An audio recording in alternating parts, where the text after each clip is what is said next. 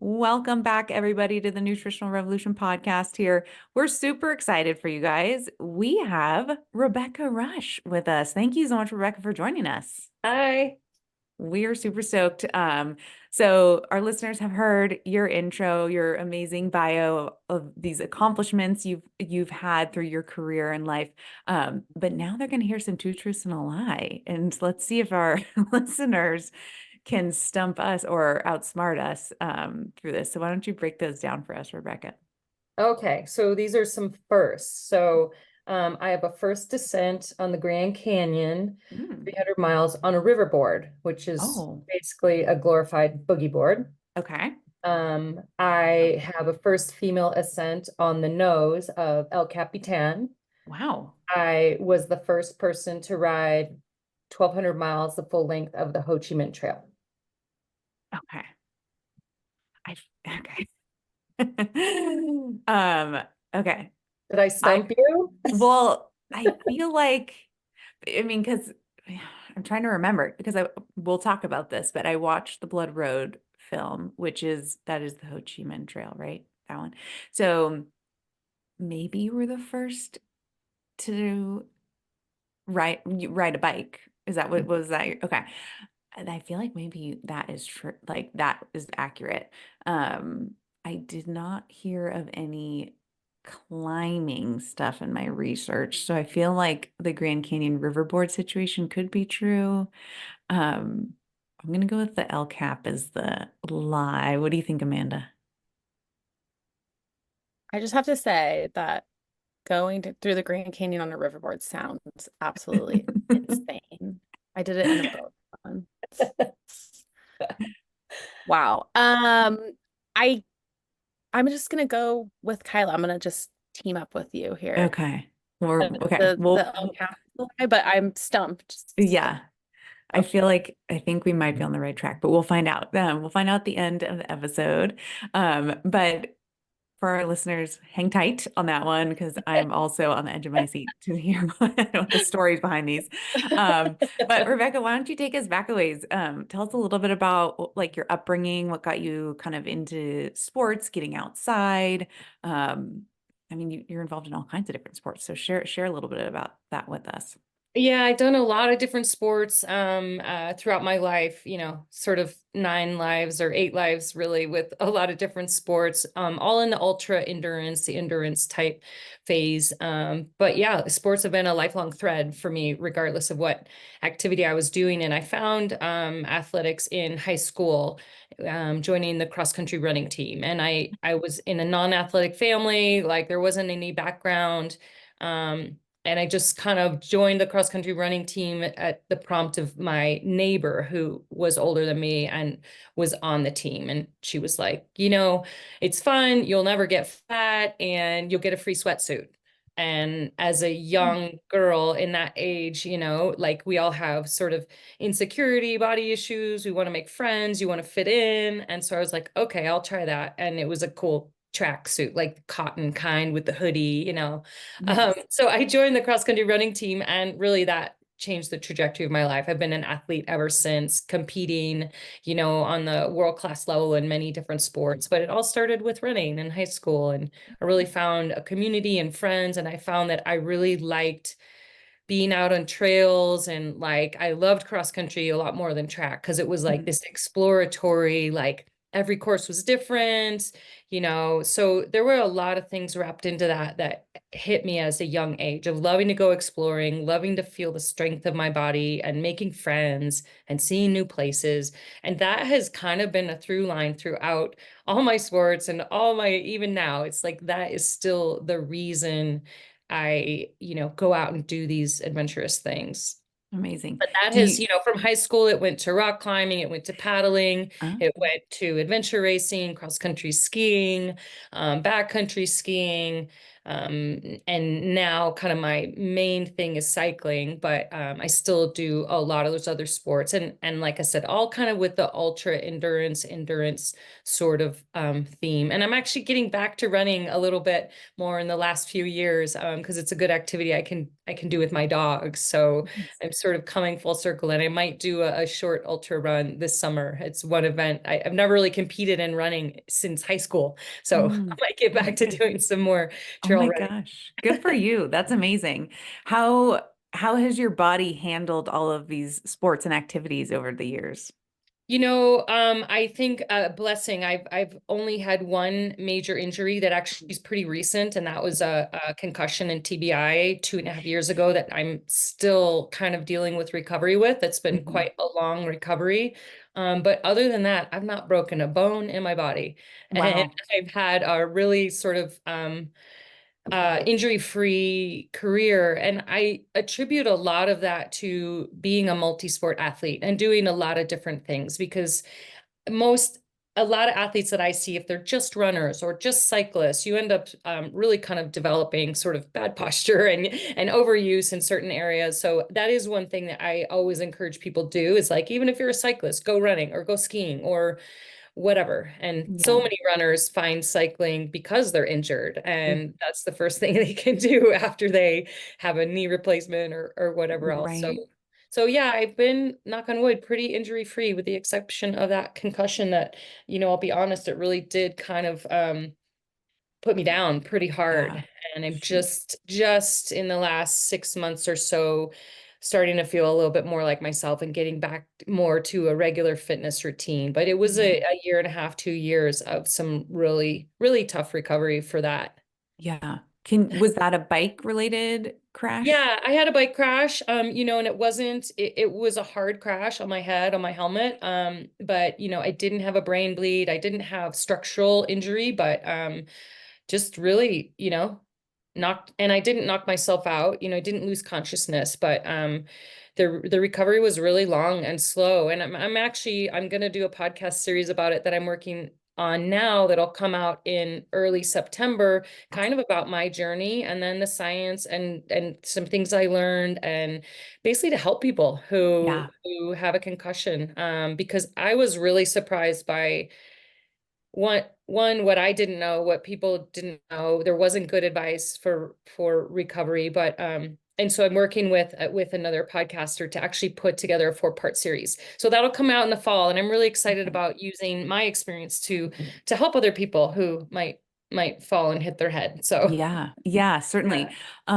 Since we definitely talk about nutrition, bringing up the TBI stuff, was there anything nutritionally or supplementally that you changed to help with the TBI? yeah, I did. And this is some of these resources that I'm definitely going to include, but there were some early advice, like immediately after a concussion, to, minimize basically all sugars and carbohydrates, lots of protein and fats.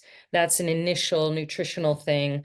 And that's kind of become a little bit more of a standard part of my nutrition, because I did do, and again, this was 2 years of uncovering things, but did find that, my microbiome wasn't, really stable. And so, things like pasta and bread, I've eliminated a lot of those, not because of gluten or anything, but because of sugars and the way that the brain processes. And so I'm learning a lot about that. And so that was one intervention. And then there is quite a lot of research on supplementation with creatine for cognitive health, omega-3s, vitamin D. So yeah, but it took me a long time to learn these. So I am Yeah. hoping to put together, well, I will be putting together kind of a resource list for people to just be like, okay, check, check, check, check. And Momentous is a supplement company that was actually really helpful with, they have a protocol that's from the NFL, but is like, within the Mm, first week, here's some nutritional interventions, and then from 3 to 6 weeks, and then ongoing. So amazing. there are resources out there. I've just found they're really hard to find in one place. And Yes. so that's kind of my goal with that next podcast series, is to try to help people nutritionally, lifestyle interventions, like it's a holistic approach, really, Yeah. Yeah. um, That's to amazing. train. Yeah. So I've learned a lot through it, but that's been Yeah. my only really big injury. Yeah, that's is it definitely an interesting area of research. I mean, listening to a lot of the researchers speak on TBI stuff, it's like we can't induce a TBI in a human, right? So the data and information we have to get is after someone that happens naturally, and we track them.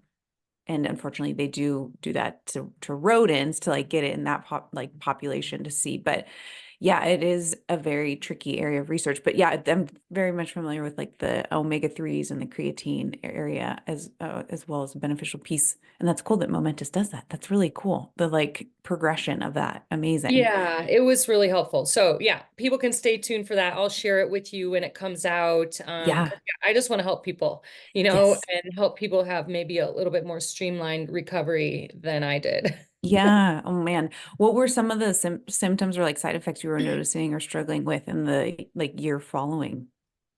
Headaches, lack of focus, depression, disrupted sleep, lethargy, just kind of, yeah, not wanting to get out of bed or get out the door to exercise or do anything. And so, then that just not exercising then, I've been a lifelong athlete, that just started to spiral everything of Yeah. like, you know.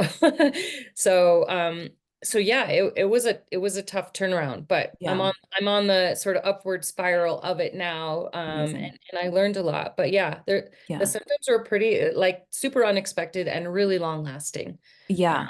Well, Yeah. it's good for you to share that because I think sometimes people do hit their head and then they just put that like no pun intended, but in the back of their mind and like forget that that happened and then these symptoms might be showing up and they don't put two and two together.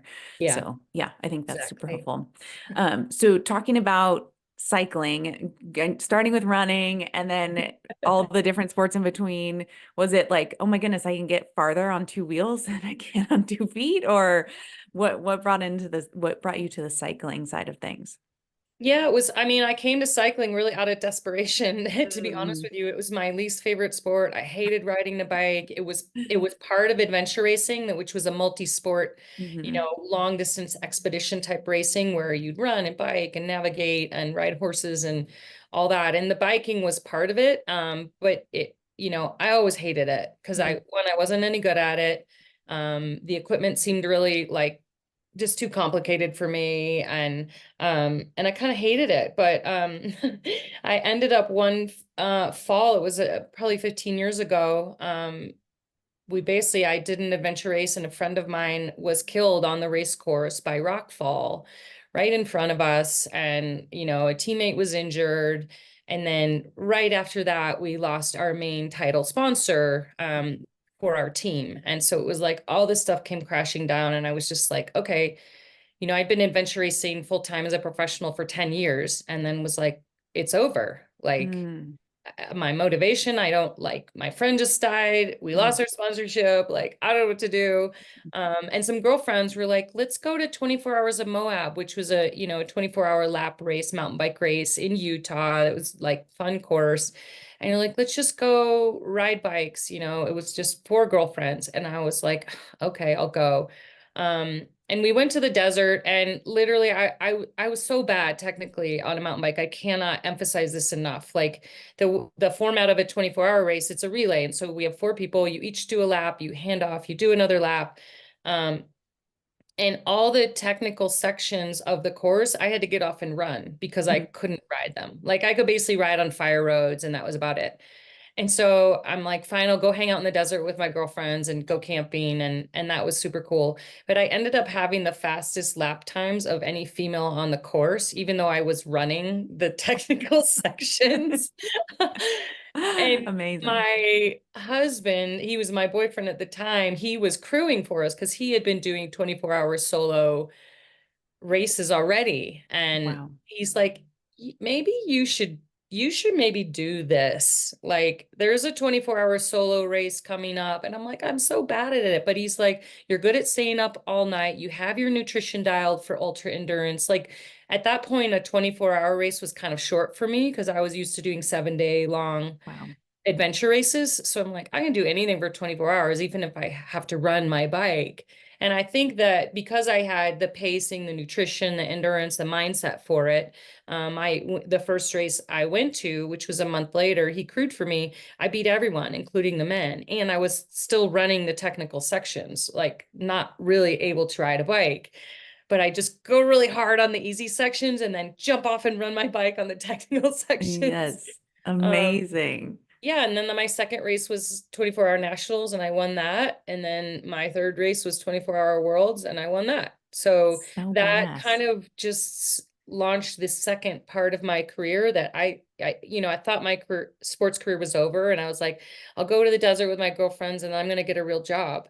But kind of after that happened, I did have a couple sponsors remaining, and they're like, well, just go do something else. And I'm like, okay, I'm going to try this bike thing for a year. And that was, 15 years ago. And really the bike portion of my career has been sort of the more successful part, in comparison to the first half of it. But to answer your question, why I love the bicycle now, obviously I've learned to ride a little bit better and I'm better technically, but I do love how far you can go on a bike. And it's just this beautiful tool for exploring. And I mean, I like being on foot and climbing and all that, but like on a bike, you can just really go places.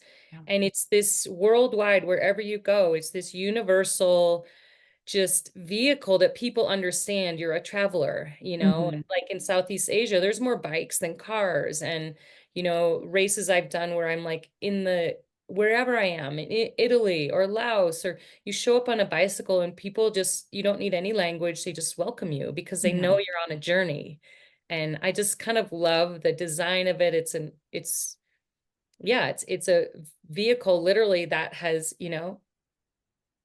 given a lot of people freedom and movement and transportation and mobility. And so it's just a really cool tool. And I mean, that's what my Be Good Foundation is about. It's about giving people the opportunity to learn and grow and evolve and heal on a bike. Amazing. So Be Good. I would love for you to share more about like what is Be Good, what's going on with Be Good. Share it because I think it's amazing. I know about it, but I'd Thank love for you to share you. it with our listeners. Yeah, I launched the Be Good Foundation about 7 years ago after I went and rode the Ho Chi Minh Trail. So we're giving away one of the answers here from our two truths and a lie.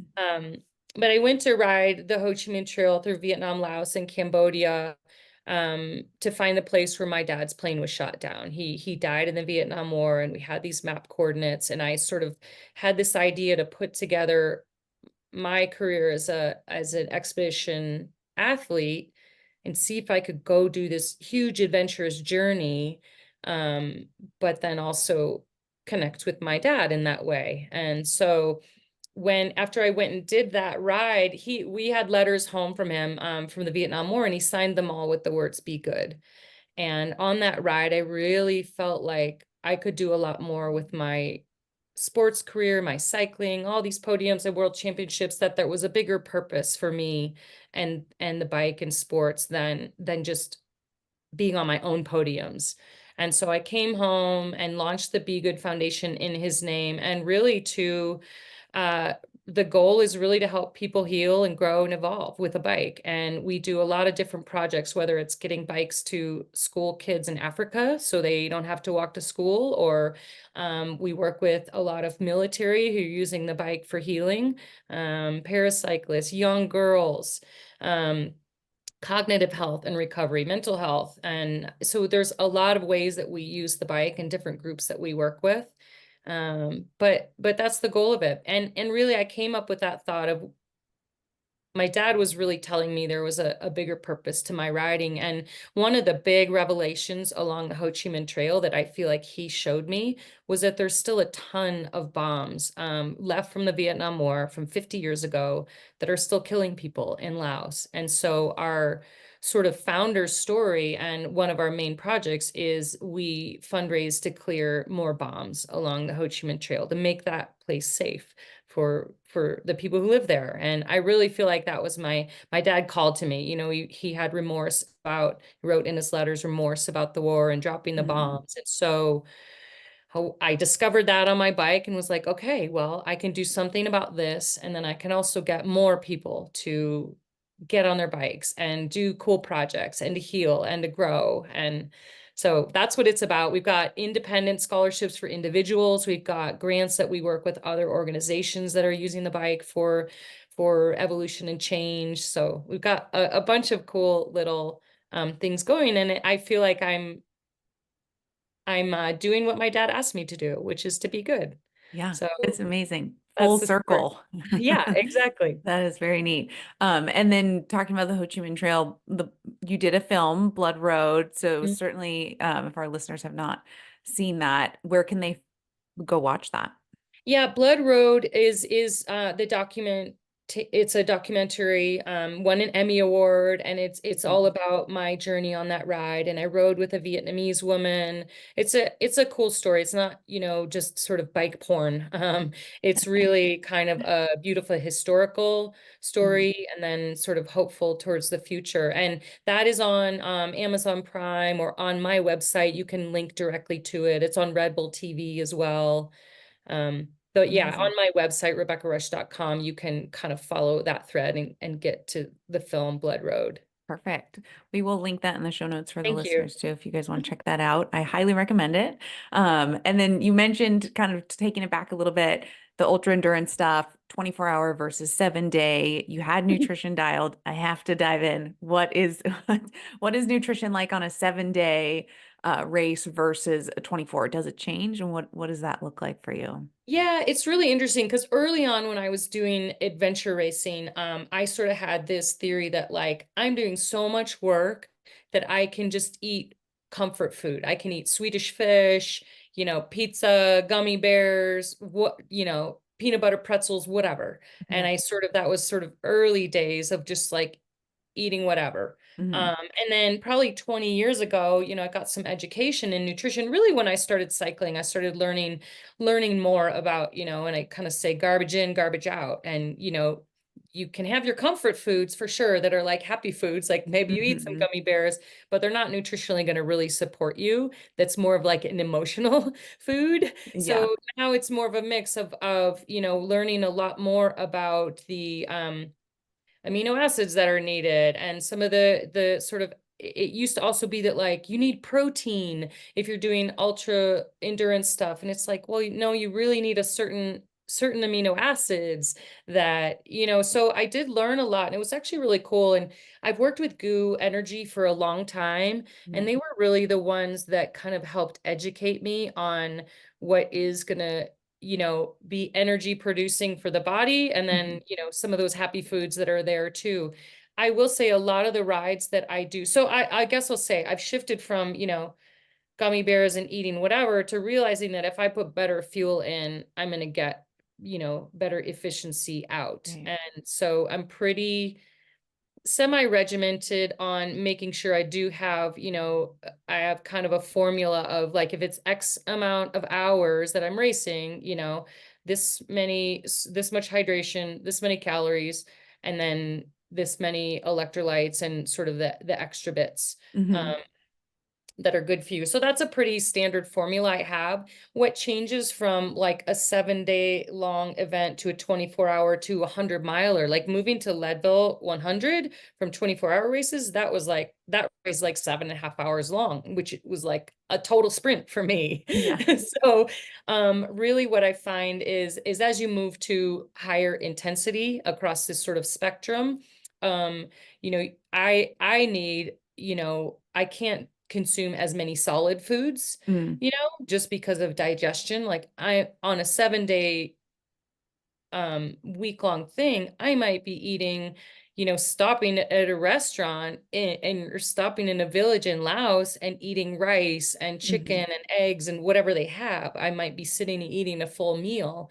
Whereas in a 24-hour or even a 7-hour, I'm not going to do that. Right. I might have a bar or something, but it's going to shift from much more solid. The longer it is, it's much more solid.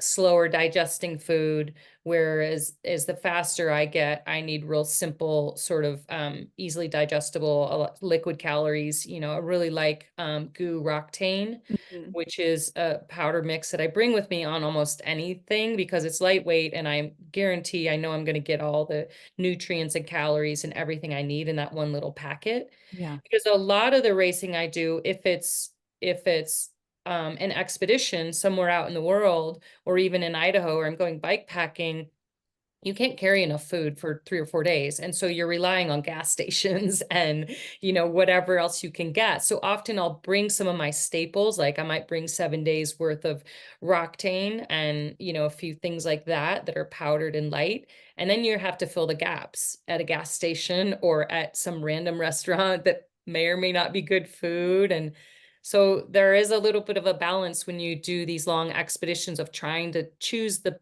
best things you can. And it's Mhm. possible in a gas station, Yeah.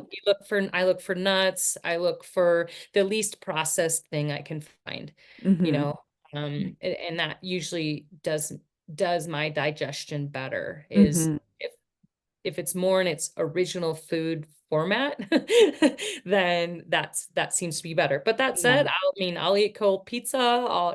That just kind of is part of the game in the really Yeah. long things. But something like Leadville, a short race like that, I'm pretty much almost 100% relying on like space food and, scientific sort of generated packets like goo and that kind of Yeah. stuff.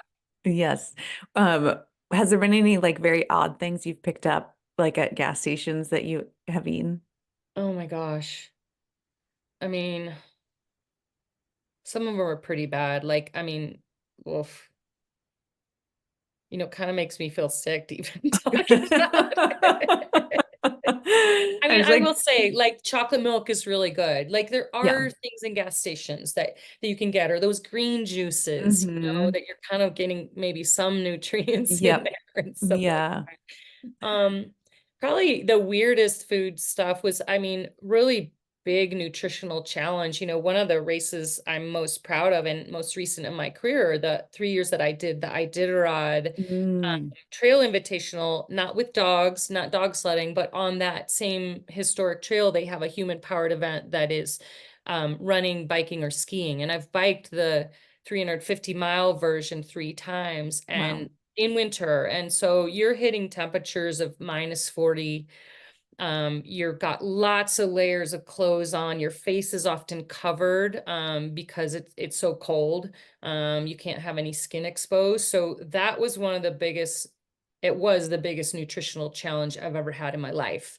To Wow. try to figure out what's palatable when it's frozen, what you can actually get in your mouth, got to peel your face mask down and get, so and how to keep water from freezing, it's got to be next to your body. And so those 3 years were really quite a learning experience for me. And the first year I went, I brought a lot of my food and I didn't eat any of it. And I basically Gosh. carried so much food through Alaska that didn't make it into my body because one, I was either too cold and unwilling to stop. You have to stop, take your mask down, do this, and you're Yeah. also burning the additional calories of trying to stay warm. And Hmm. so you've got this exponential demand that's really hard to keep up with. And I came home from that first year of just like, I made it to the finish and I won, but like I was a mess and I was so depleted and I was like, that was ugly. Um, so I came back home and I talked to nutritionists, I talked to some friends of mine and did some research and I started making a lot of my own food specifically for Alaska and like putting it in my freezer and then Mm. taking it out and being like, nope, can't eat that. And really also because you're carrying all your own food, I did some research in, what packs the most bang for, Mm. the most calories per weight, you Yeah. know, you're factoring it in. Is it palatable? Can you eat it when it's frozen?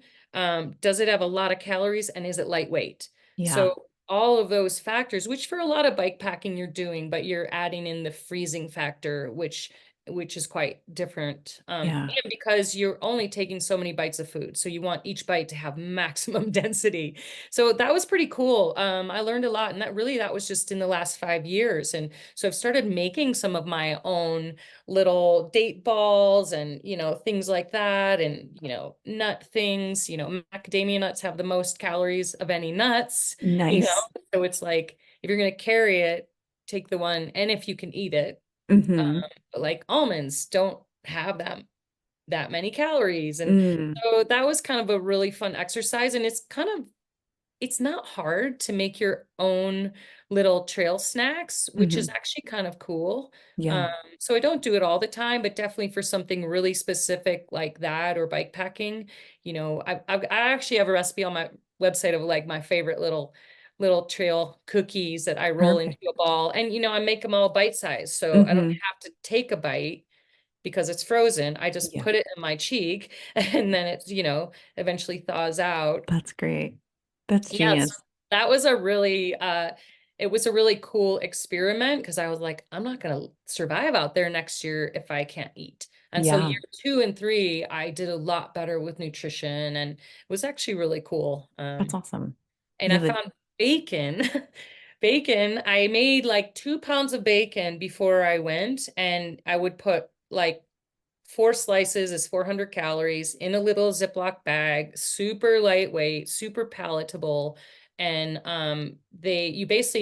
you have 2 food drops on the Iditarod. So you have to send your little food packets 2 weeks ahead of time. So it also has to be something that's gonna like, then they just drop it in the snow out, Mm-hmm. and so you get to it along the trail and you open up your little goodie bag and you've got your stuff in there. So everything would be out by calories, and it can only be a 5 pound drop. So you're weighing everything. I was putting the calories on the outside of the bag, so I would know, okay, I ate 400 calories, or and then I'd have a savory, sweet, some solids, some of my Roctane powders, and a variety for that. And I think that's important too. I mean, bacon was really palatable and it always went down fine. I mean, nutritionally, it's okay, Yeah. but it's a lot of calories. So that was like, Yeah. I would think like the higher fat stuff wouldn't be affected as much by the freeze yeah, it was factor. totally fine. It's just Yeah. crumbles, and yeah, you can eat it really easily. So that I was pretty excited. So I'll always on cold expeditions take bacon. That's great. I like that. That's a good hot tip. And the macadamia nut thing too. That's a hot tip. And the date balls, bite size, easy. With through your cycling career too, with the talking about nutrition or hydration, have there been any outside of the freezing Iditarod situation? Have there been any nutrition like struggles or pitfalls where you kind of had to work through or change for next year kind of thing, like the Iditarod? Yeah, I've just continued to learn, which is really cool. I have my basic number of calories and this and that, but I've really learned more about the kind of the makeup of food, and kind of with my concussion as well, of like, you know, rice is maybe not the best, thing. For one, rice freezes. So I make a lot of Allen limb rice cakes. Like Mhm. those things are great Yeah. in warm weather, but rice is really a sugary thing. And so for some people, like if you're really moving a lot, rice is great. If you're not moving a lot, like I haven't been the last couple of years, Mm. it's not really the best nutritional value for your body. So, Yeah. but pitfalls, I'd say, I've been pretty good. I think early, like when I was doing 24-hour solo racing, which is pretty high intensity, you don't sleep, you don't Mm. stop for 24 hours. Yeah. And it's pretty hard to get through those without your stomach kind of seizing up and it will stop taking calories. And you Yeah. end up just sort of bloating in your stomach because you're putting stuff in because you need to eat, and you need to eat. And it's just sort of not being digested because there's so much demand that you're putting on your legs. And so there's Mm. no blood flow really in your stomach. And so Yeah. I did learn through that that's where liquid calories, I needed to really simplify what went into my gut so that Mhm. it could be absorbed without a lot of energy. And I kind of think of that as like, you know, eating baby food. Like your body is, it's like babies are growing so Mhm. fast and their body's really putting a demand. And so you have to put simple things into their stomach that can just like get out to the cells. And so I think of it in that way when I'm in a really pretty high stress and pretty long thing, I need to simplify the foods. And so like even like instant potatoes often were like, that's something that we got in the field and we took it to Kyrgyzstan one year, dried flaked potatoes that you can just hydrate. And I actually would put pieces of bacon in there as well. And that's like your own like dehydrated meal. Um, It's a good one. so I would do some stuff like that, but I do find I have to really simplify the sort of makeup of the food if it's a really um, high intensity effort. I also feel like your body tells you, like if you're craving salt and you want to reach for those potato chips, your body's telling you that. If you're reaching for sweet, your body's telling you that too. So Yeah. I've learned to listen maybe a little bit better. That's great. Yeah. I think that is a big piece of it. And that makes me think of like the salt, plain water, like salted electrolyte versus Mhm. plain water situation as well when athletes are racing or post race too, if they're yeah, like feeling like finger swelling or not, and what they're craving and what's going on there from a hydration level. Yeah. Um, yeah, I love that. So let's see, what is coming up on the like this year for you? We're recording this in end of June. Any races coming up?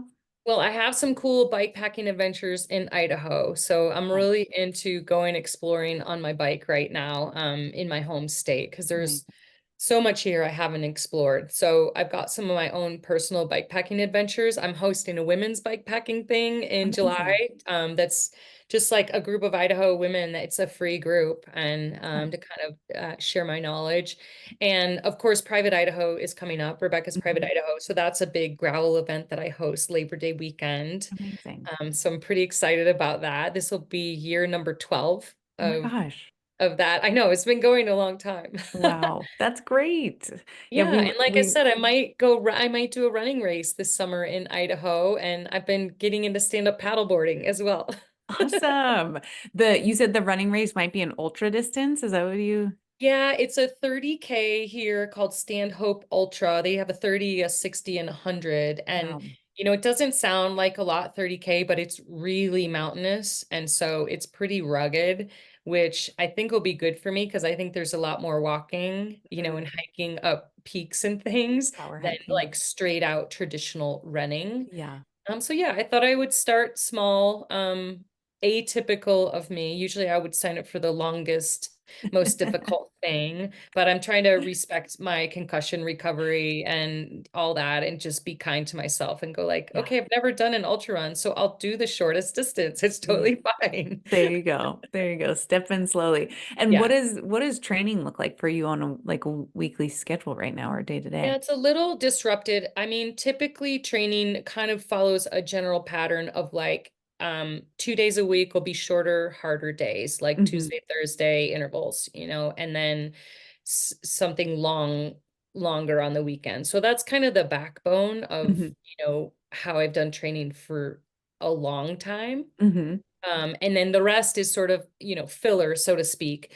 And the number of hours is really representative of, what I'm training for. Right now, I'm really trying to just get back to like having fun and taking some of the stress out of training, to sort of let my brain recover, let me feel joyous about what I'm going and doing. So I'm more unstructured now than I ever have been. And that's kind of by intention. But Yeah. I do still know that like, okay, if I'm hiking up a hill, maybe I'll hike hard for 20 minutes. And so where it's not this real structured interval, it's just I know enough about intensity. You got to do some hard stuff, and then some really easy long stuff, and then the rest in between is filler. Like I said, early on when I was learning about nutrition, but also learning about training and having, a cycling coach for the first time, I basically learned that I spent a lot of time in what I call the garbage zone, which is sort of medium hard. Mm, And as an athlete, I was just like, okay, well, I'm going pretty hard all the time. And mm, when I got a coach, they're like, you need to go way easier more often. And I was like, no, no, no, no, no, I need to work harder. Um, and I learned like this, what I call the garbage zone. It's not hard enough to move your VO2 max and move your fitness, but it's not easy enough for you to develop endurance and mitochondria development and all that stuff. So like this middle zone where people think they're going pretty hard all the time, it's actually not how to move your fitness. And so I really try not to spend a lot of time in that zone, and either going long and slow, that's conversational pace, that's building one aspect of your fitness, or I'm trying to go harder where I can't, maybe it's hard to get a few words out, and but I've taken the power meter off my bike, or mm. I mean, I'm just not recording stuff right now. I'm going by perceived exertion because like I said, I'm trying to sort of make sure it's joyful, the return, and that it's fun, and I know how hard I'm going. Yeah. um but I'm not measuring because I don't want to compare to sort of the really fit me Mm, to me coming back from recovery. So yeah. that's kind of why I'm doing some running, is to do something different where I don't really have a comparison, Yeah. you know. So that's just sort of been some mental health choices that I've made. And also I think for athletes who are lifelong athletes, it's super important to have variety. And some years you're training for an event and you're training really hard. And then like typical training periodization, you have to take a break Yeah. and still be active and go out and do fun things, and maintain your fitness. But training for something all the time, which I've done for almost 40 years now, it takes its toll. And Yeah. so I'm in an exploratory phase of going adventuring and going and doing fun stuff, but without a real hard structure, just with some intuitive, perceptive things that I've learned over the years. Yeah, I think that's really helpful for the listeners to hear, certainly that garbage zone comment, because I'm very much familiar with that with our listen like clients too, is they, like you're saying, they just are feel like they need to go really hard, but what's hard for them, having gone hard air quotes the day before, right, is like Yeah. it is that garbage zone consistently over and over again. And they feel like they need to get this, yeah, like hard, make it feel hard, like they really put in a good like workout and they're, sweaty, and yeah, and then the zone two stuff is like yeah, a lot of them get really confused by it or It's so have a hard hard for time. people to accept to go easier. And you're like, Yeah. no, no, it's better. You will get more fit. Yes. Yeah, But it's so exactly. hard to grasp that. Yeah, I think that's a good one to hear, certainly.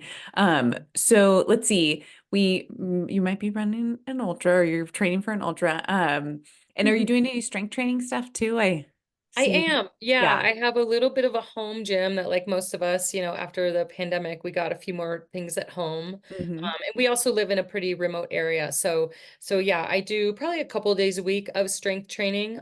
We also have a wood stove as our main heat source in Idaho. So I chop wood all the time. I'm moving wood all Nice. the time. So I have a lot of stuff that I do that's sort of untraditional strength training. And I Hmm. also, when I'm out on a trail run, I usually do like some plyometrics and some jumps, and I grab rocks and like throw them. And so I like to do some of that stuff while I'm out in the wild, or do push-ups while I'm out on a run. And Yeah. so I kind of try to fit stuff in like that. But yeah, I do some regular strength training, just because it's good for you. And Yeah. Juliet says I should do it. So Yes. The rock throwing thing makes me think of my husband. He calls it voluntary hardship, where he like picks up a log on the side of the trail and just tries to walk with it for as far as he dude, I can. love, okay, Yeah. I would do a hike with him then. I do Yeah. the same. Voluntary hardship. Yeah. Um, so I mean, the mental willpower thing that you have, I'm curious, did that just come with time? Did you have any inspiration, resources, books that helped develop that mental willpower? Mm, you know, I think a lot of it just comes from experience, and you know, I put myself in endurance events at a pretty young age. And I think my physiology is suited towards it. So there was that. First of all, it's like I just do better when I go longer. Like when in high school when they put me in the track meets, and it was like I wanted to be a hurdler and a sprinter because it seemed more fun. And Mm, like, yeah, you need to do the 2 mile because like you're no good at hurdling and sprinting, but you're really yeah. good at this longer stuff. And so I think my physiology is just suited towards it. And then really it's that explorer's mindset. I really like seeing new places, and I like seeing what's at the top of the mountain, and which is kind of why I've switched sports a lot. I don't go back to a lot of the same races over and over again. I mean, I have with Leadville and some other things like that, but even the 24-hour racing, they were all in different places every year. And Hmm. so there is a part of me that has a curiosity that wants to just go see what's out there. And curiosity is one of our biggest motivators. You know, neuroscience shows that is huge. And so when people are burnt out and bored in their sport, you got to go do something new, Yeah. a new place, a new trail, even a new sport, new friends to go do it with, because that will kind of bring the motivation. But I've also really been driven by the achievement of it, you know? I'm not gonna lie, it's addicting to win a race and be like, whoa, I Yeah. did that. And so, I mean, sport for me is it's really been my education and kind of my master's degree. I feel really strongly that putting ourselves in, like your husband, putting ourselves in voluntary challenges, getting comfortable with being uncomfortable, we learn all these skills of resilience and failure and getting back up again and problem solving and adaptability. We learn all that out on the trail as a practice to bring home, you know, Hmm. to our off the trail Yeah. challenges that we're going to face. And so for me, you know, when people ask, why do I keep doing these long things? It's because that's where I go to connect with myself and with nature, and I learn about myself. Yeah. And then I come home with like some, I call it dirt Dharma, you know, Yeah. lessons from the trail Yeah. and wilderness wisdom. And but yeah, the mental fortitude, I will say some, you know, I've quit only a couple races in my life and it haunts me, you know. I would rather Mm, finish last than to not finish. And that's mhm. where so many athletes are like, I don't want to do a race. I'm not a competitor. I don't want to do that. But there's so much accountability when you show up for something that you say you're going to do, Mhm. because then you've got to answer to someone when they're like, how'd your race go? How was it? Like for me, that's pretty motivating. I want to have a good answer for my Yeah. friends and my family. And I want to say, you know, I wasn't as fast as I wanted to be, but I finished, you Yeah. know, and like that's a win. Mhm. So it's also important. That's kind of why I'm wanting to show up. You know, I've done enough racing in my life. I don't need another medal, but I need the experience because I learn from it every time. Yeah.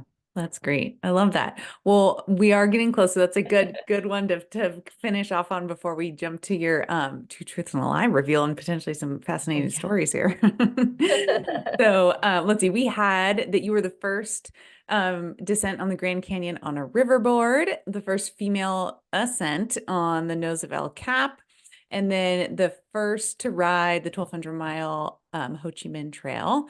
So we thought the El Cap was a lie, but then you mentioned the climbing in high school. So now I'm like, which which one was it? Which one No, was your lie? you got it right. It was a little bit of a twist. I was not the first female ascent on the nose of El Mm, Cap. mm, That was Lynn Hill. mm. And but I do have a first female ascent on a different route on El Cap. So I was just Nice. trying to throw you a little twist, but you got it. You were right. Amazing. Wow. Okay, so tell us about this riverboard on the Grand Canyon Oh my situation. gosh. So that was actually an old film that we did, Three Women, 300 Miles, and two of my whitewater rafting, amazing river women. It took them 10 years to get the permit, but we technically swam the Grand Canyon on riverboards, self-supported in winter. Yeah, three of us just like with little fins on our feet and a big giant river board, which is a rescue board, and then we were towing behind us another board with all our supplies. And then one of my teammates, Julie, she had hiked in and buried caches of food along the trail with a little treasure map. And that was really intense. Lying on your belly. So for those who've done the Grand Canyon, you're lying on your stomach, holding onto these two little handles of this board. And I can tell you the rapids look really big from eye level and Yeah. really quite terrifying. And that was one of They my, look really big from boat. oh yeah, it was so scary and so hard. And Julie and Kelly both had been river guides, you know, on the Zambezi and all over. And I had the least amount of water experience, and they invited me to go just, and I was like, really?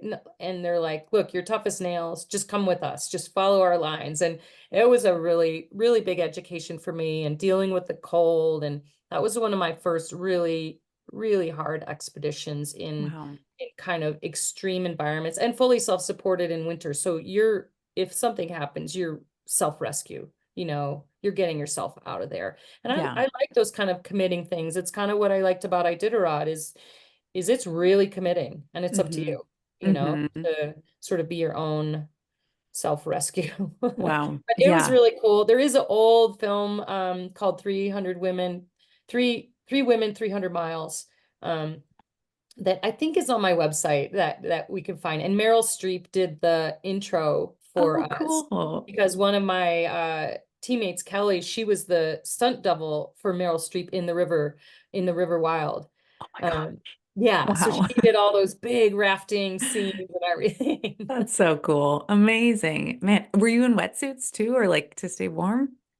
Wetsuit, double dry suit, fleeces. I mean, the water was 40 degrees and you're Wow. immersed in it because you're in Yeah. it. And so we had to get out multiple times in the day, strip down, run around to warm up. And then yeah, we'd be repairing our dry suits every night to make sure they weren't Oh leaking. my And gosh. yeah, it was cold. Wow. Oh man. Good for you. This is really incredible. So, people weren't, if they weren't motivated before this episode, they definitely are motivated to do something after listening to this episode.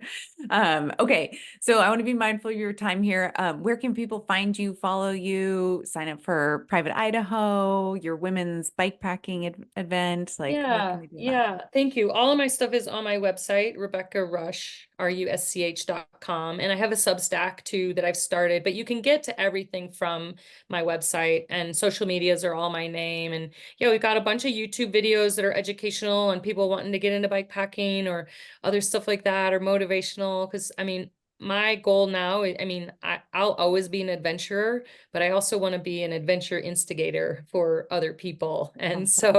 so yeah, if people want to tune in there, maybe they'll get inspired and get some education on how to build their own adventures. Amazing. Yes. Well, we will link website, Instagram, all that in the show notes below for our listeners to go check it out. And thank you again so much for joining us, Rebecca. This has been so fun.